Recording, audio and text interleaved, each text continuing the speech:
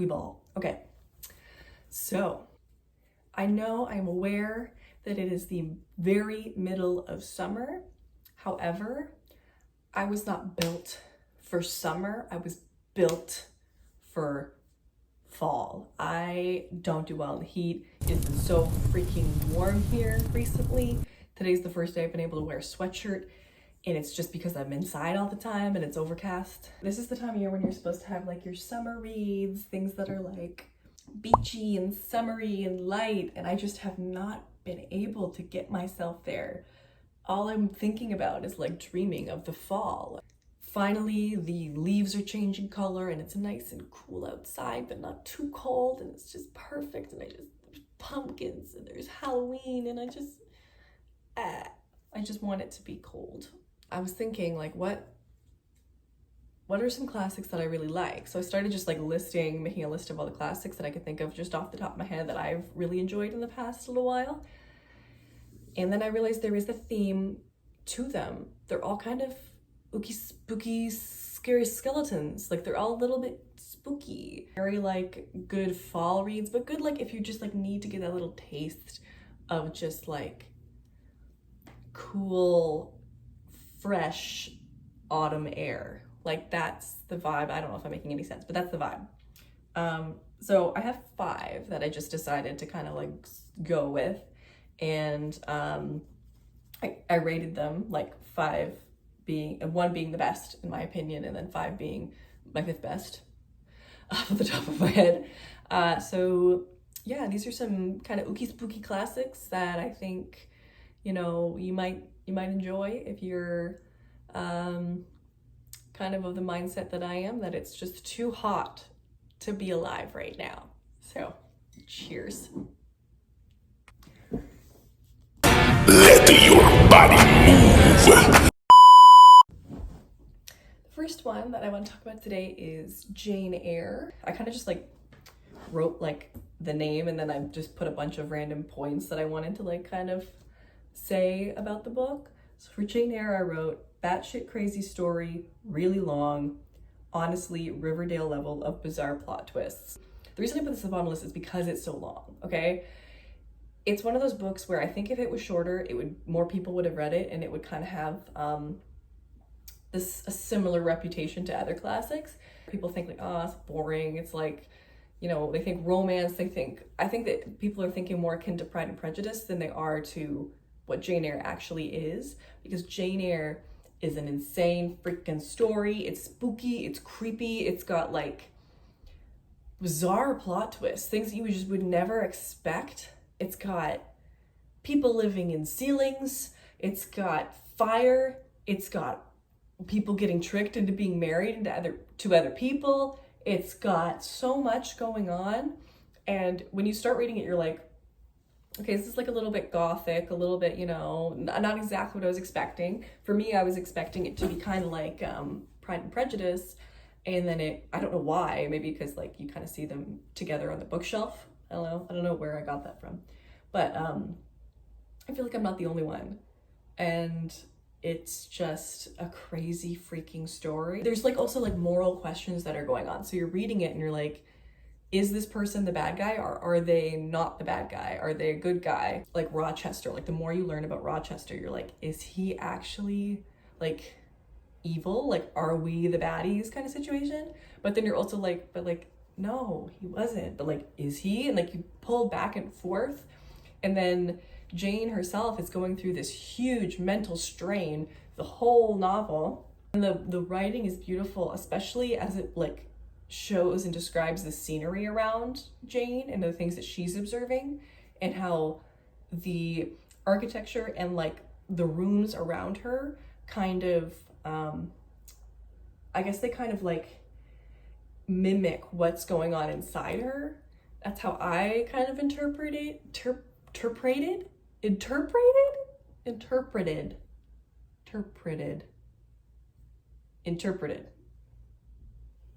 Absolutely love Jane Eyre. I would highly recommend it but I wouldn't say if you're looking like to just get into classics and you just want like something accessible, I wouldn't necessarily start with Jane Eyre, and it's not because the writing is challenging, it's because it's so long. If it wasn't that long, I think it would be a little bit more accessible. My number 4 is a short story, actually, and it is The Yellow Wallpaper. I read this for the first time in university in my English lit class, and I made the mistake of reading it really late at night because I needed to read it for class the next morning, and I just was busy, so I was like, well, I'll read this, it's not very long. And I think I was scarred for the rest of my life. It was horrifying. It is so scary. So the words that I used just in my little brief here, actually fucking terrifying, amazing commentary on how the patriarchy affects women, especially those suffering from mental illness, that it is short. This book, I think now is more important even than when it was written. There's literally people putting laws on your freedom as a woman in so many different aspects. And I think this book is just such a great commentary on how that impacts women on an individual and personal level, and how like that womanhood itself is illness, and that how that is being controlled and medicated in scary ways. This book follows this book, I guess it's a short story, but it's a book. It follows a woman who is suffering from some sort of mental break. They kind of like reveal as the story goes what she's actually going through, so I won't spoil that. But basically her husband decides that the best course of action for her, the best treatment for her would be to kind of keep her locked up in this room. So she's not really allowed to leave. She can't do anything except live in this room. And she starts to like kind of lose it a little bit. Like it's a very gaudy room. The room itself has like a lot of stuff going on, but the most prominent feature is this yellow wallpaper that's kind of surrounds her. And it's got these patterns in it, and she starts to see things that maybe aren't really there. And it's a reflection of what's going on in her own life and in her own mind and with her own mental state. And it is so good. It's so scary. It's short. It is so powerful when you read it. You just start to feel so horrible for this woman. And you're like, oh my God, ah! I don't like him. That was scary. Ew. What the fuck was that? I just saw the world's scariest bug crawl across the floor. I have to burn the house down. Absolutely not. No thank you, ma'am. Absolutely fucking not. I'm not dealing with that shit. Not today. Absolutely not. Disgusting, revolting behavior.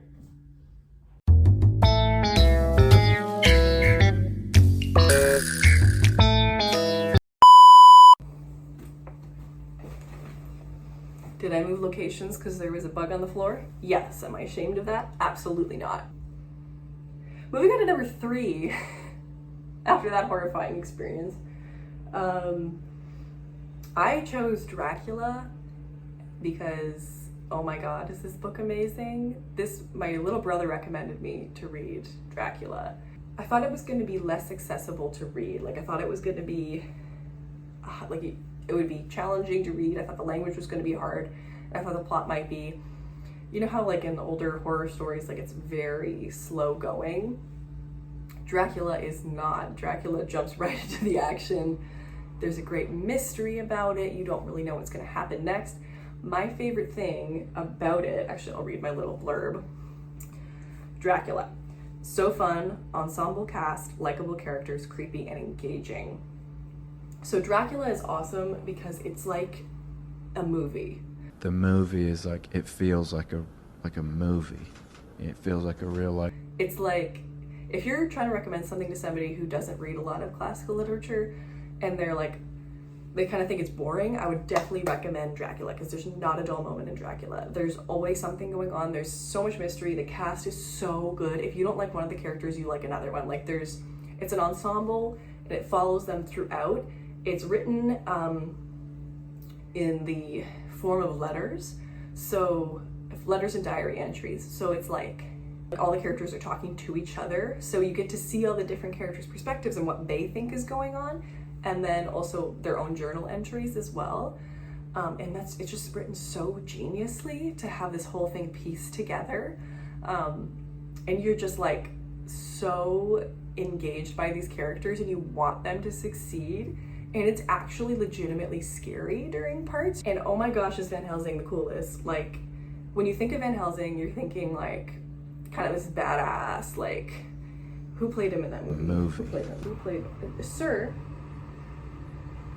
So many things are happening in my life right now. Hugh Jackman. I'm thinking of the one that Hugh Jackman played. Okay. So you're thinking like Hugh Jackman, like kind of like a, you know, action movie kind of guy. Van Helsing in the book is this old man who is just like so fed up with everybody not doing as he tells them to do, but he also is very caring and he's kind of like an old curmudgeon and he's just very lovable. And also, he is also badass. He's like a badass old man. Do you mind? Would you like to sit here? Thank you. My number 2 rec is Frankenstein by Mary Shelley. And I'll read my little blurb here. Frankenstein, birth of sci-fi, actually scary, great illustration of the fears of the time of the Industrial Revolution. I would recommend doing a little bit of research on Mary Shelley herself, because if you know anything about her, the book, the undertones kind of the book start to make a little bit more sense, and is very, very telling of her mental state at the time, I think. Frankenstein is nothing like the movie Frankenstein you would think, like the, you know, big burly kind of dumb monster who just like barrels around, and you know, there's Igor and there's like, it's not like that at all. Frankenstein follows the story of Victor Frankenstein. He's so cute. It follows the story of Victor Frankenstein, who is a scientist. And well, he's actually just like a university student. He's got a lot of trauma relating to death, and death of people that he cares really deeply about, particularly his mother, falling into his own pursuits of knowledge, and he starts to delve more deeply into life and creating life, and specifically bringing things back from the dead, which is always a really good idea and it's never gone wrong. He starts to kind of put together these experiments where he collects body parts and tries to bring them back to life, and eventually he creates this monster. It's one of those books where you're reading it and you're not sure who the villain actually is, because obviously Frankenstein's monster is doing something horrible. Obviously he does horrible things, but also Victor does horrible things, and you're trying to think who's actually the victim in the situation. Was it Victor for all the suffering that he goes through upon making the monster, or is it the monster because he was basically thrown away by his creator? It's an interesting kind of commentary on who the real monster is.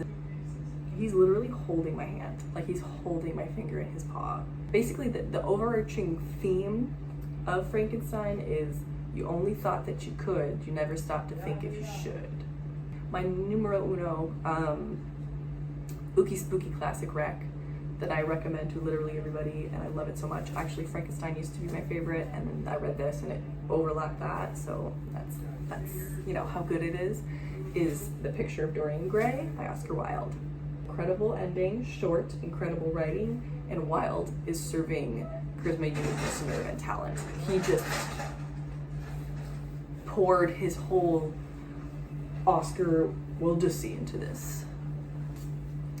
It's such a good book. It basically follows the life of, a portion of the life of a young man named Dorian Gray, who everybody kind of allows as being this beautiful young man. And he has a portrait painted of him by this artist.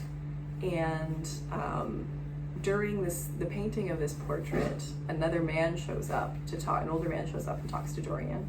and basically says, you know, it's a shame that you can't look like that forever. It's a shame you can't switch places with the painting, basically. And it kind of creates this fear in Dorian, and it's the first time he's ever realized that he's going to get older and he will not look like this anymore. So Dorian is afraid of what he might become, which is just aging, really. And it's an interesting story. I don't think this is a spoiler. The painting, basically, as Dorian grows and he does things that aren't necessarily best, he doesn't change at all. The painting does. Why do you feel the need to act this way? Why do you feel the need to be aggressive and violent? I guess he's not an Oscar Wilde fan. You can see kind of the reflection of what Wilde was going through during this period of time. This book is also gay as hell. Like, I don't know how anybody could read this and not interpret the. I think it's just a gay overtone. Great book, phenomenal. So those would be my 5 recs for kind of ooky spooky classics for when you're too warm this summer and you just need to feel a little bit of that beautiful, wonderful fall Halloween chill in the air that's not there right now. You can have it inside your heart. Yeah.